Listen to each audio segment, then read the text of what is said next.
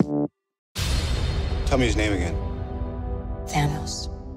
One of the early decisions we made on Infinity War, we knew we wanted to go big. The storyline of Infinity War is big. The cast roster and character roster of Infinity War is big. The visual effects, the worlds we visit are big. The movie had to seem big. And Joe and Ant said, let's shoot in IMAX. And the question up to that point was, okay, well, which sequences? I said, no, the entire movie should be shot in IMAX. They're fantastic cameras. The chip is incredible. It's at a resolution that is unprecedented. So I think as filmmakers, it's an amazing tool for us, the way that it captures light, the way that it captures color. On the roof! In Civil War, we had a sequence that took place in an airport. And that really became a test scene for us for a couple of reasons. The first was we never had that many characters interacting with each other before in one sequence. It was also a test for those IMAX cameras to say, can we utilize the sheer enormity of this frame? And the answer quickly was yes. It was the success of that sequence with all the cast, with the IMAX cameras, and with Joe and Anthony Russo directing that really gave us the confidence to say, let's even embark on Infinity War. Let's put more characters in it. Let's certainly have Joe and Anthony direct it, and let's use IMAX cameras for the whole thing. This does put a smile on my face.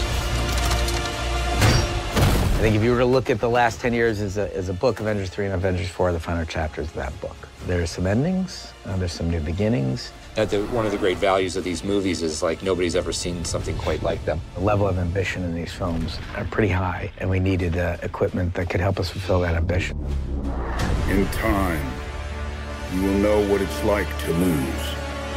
To feel so desperately that you're right, yet to fail all the same. From day one on a production, when the cameras first start rolling, we think about the audience that is anticipating the experience, that will be buying their tickets early, waiting online if they have to, reserving their seats, sitting in that theater, waiting for the lights to go down. And we just think about one thing and one thing only, delivering on that promise, delivering on that experience. And that's the immersive experience that IMAX gives you, where you lose the rest of the theater, you don't see it, all you see is the image, and allows you to be in that world. Because that's what we want. That's what we want the audience to experience, is to be on that journey with us, with the characters, in as full and rich and immersive a way as possible. And that's what IMAX does. I hope they remember you.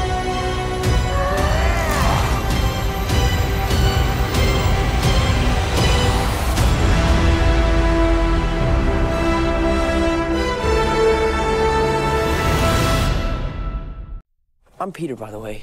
Doctor Strange. Oh, using your made-up names. Then I am Spider-Man.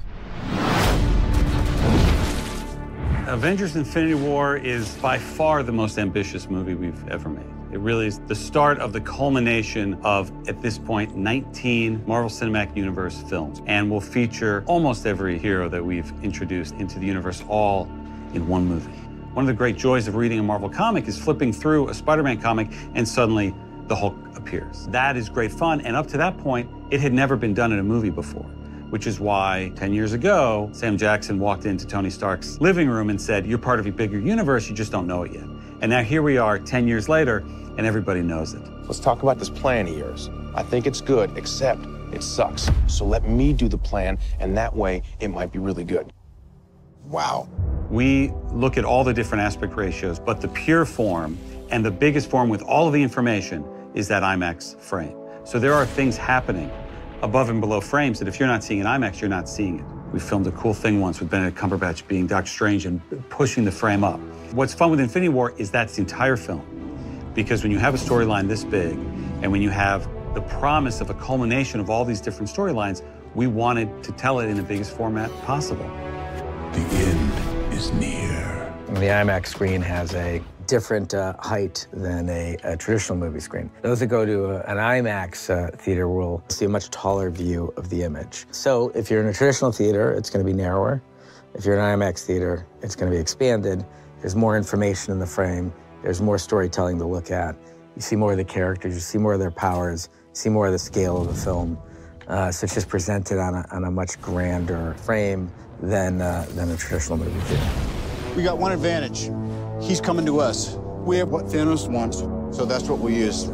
We have characters in this movie like Thanos who are taller than normal human beings are. When you're framing those kind of characters in the same frame, it can become really challenging with a normal aspect ratio to like hold those height differentials in a single frame. And it forces you into certain angles and certain types of frames and lens choices. And having that extra verticality, like Joe was talking about, gives us a wider range of how we frame and how we shoot these characters, how we present them in the same frame together. When you sit in an IMAX theater, it takes up your entire field of vision.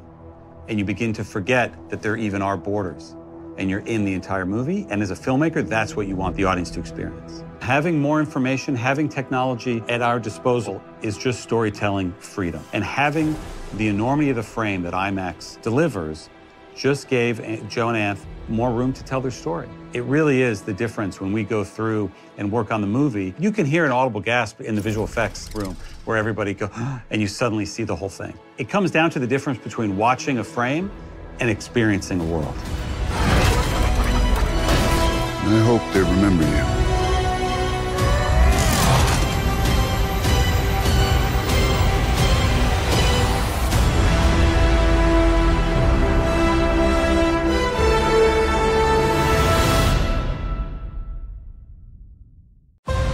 The end is near. Dread it, run from it. Destiny still arrives.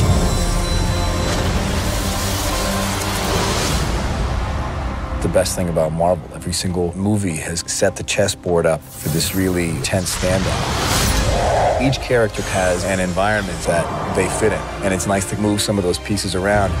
And I feel really lucky that I got to be the one to go and infiltrate Wakanda. Cap opens a door in T'Challa's heart. It opens a place where he can trust outsiders. Should we bow? Yeah, he's a king. What are you doing? We don't do that here.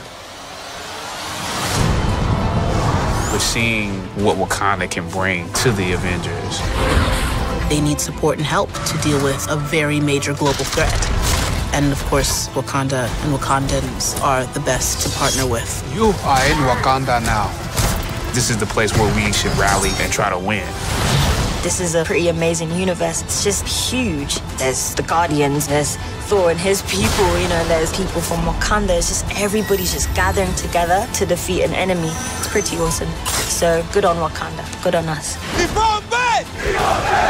Yeah, we don't fight for one life. We fight for all of them.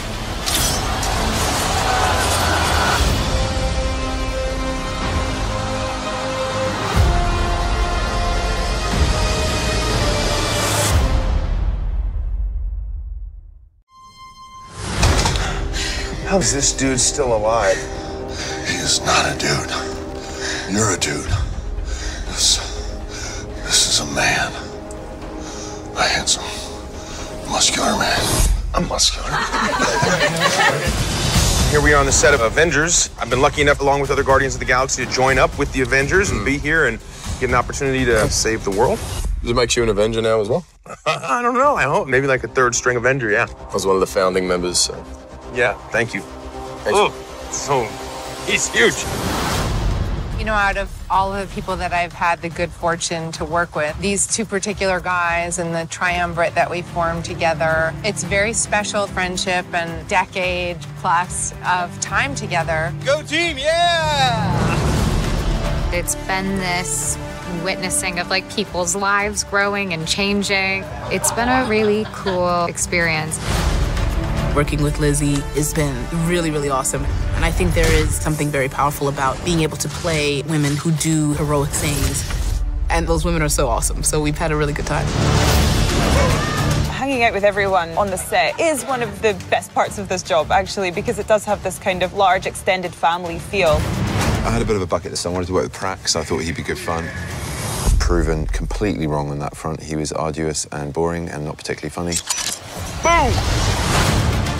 Well, at first glance, it's hard to know what to make of Cumberbatch. And then the more time I spent with him on and off set, I just kind of infatuated with this guy. I was thinking, you know, the journey that Robert Downey Jr. has made, he's the godfather of all this. It has literally been the adventure of a lifetime. I get a little misty thinking about it, so, you know, I lucked out.